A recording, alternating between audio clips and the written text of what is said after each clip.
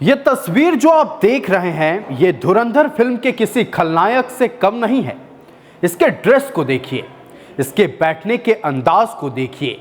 आपको देखकर लगेगा कि आप धुरंधर 1 या धुरंधर 2 देख रहे हैं, लेकिन ये है रांची के सबसे बड़े भूमाफिया उर्फ जमीन चोर। अभी ताजा जेल से निकला हुआ यह व्यक्ति कमलेश सिंह है। दरअसल ईडी ने कमलेश को गिरफ्तार कर जेल के सलाखों के पीछे भेजा था, लेकिन जेल से निकलने के बाद इनका वही काम फिर से शुरू हो गया। इनका काम है आदिवासियों के जमीन को लूटना, अधिकारियों को मैनेज करके फर्जी दस्तावेज बनाकर जमीन रजिस्ट्री करना। इतना ही नहीं, ये साहब कुछ पत्रकारों को भी मैनेज करके रखते हैं। कमलेश सिंह का एक बिग ब्रदर भी है।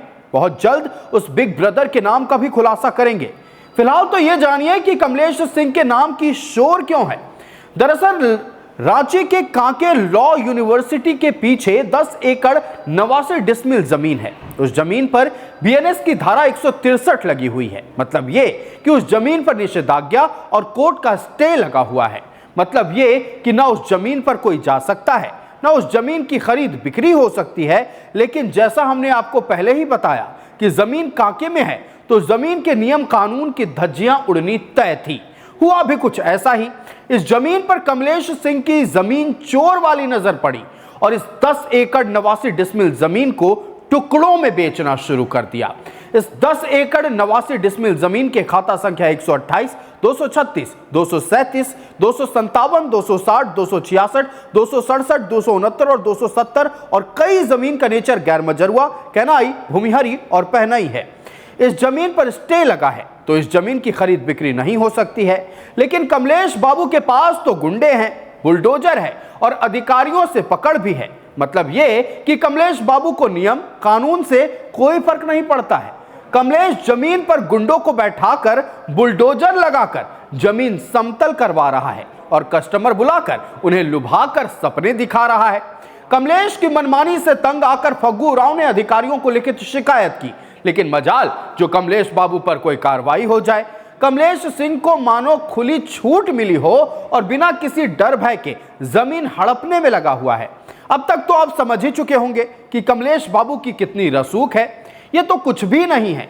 कमलेश जैसे जमीन चोरों की प्रशासनिक महकमे में कितनी मजबूत पकड़ है, इसका पता आपको आगे चलेगा। दरअसल कुछ दिनों पहले रांची पुलिस ने कांके भूमाफियाओं की एक सूची तैयार की थी, जिसमें कमलेश सिंह समेत 20 भूमाफियाओं के नाम शामिल थे।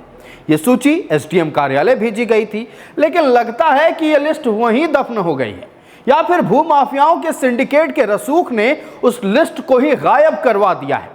मतलब इतना तो साफ है कि कमलेश सिंह जैसे भूमाफिया और अधिकारियों के 60 गांठ से आदिवासियों के जमीन को लूटा जा रहा है, उनके हक और अधिकार को रौंदा जा रहा है।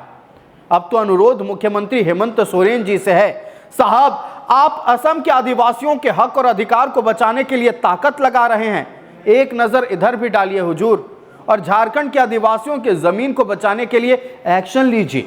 नहीं तो ना आदिवासियों की जमीन बचेगी और ना उनका अस्तित्व बचेगा।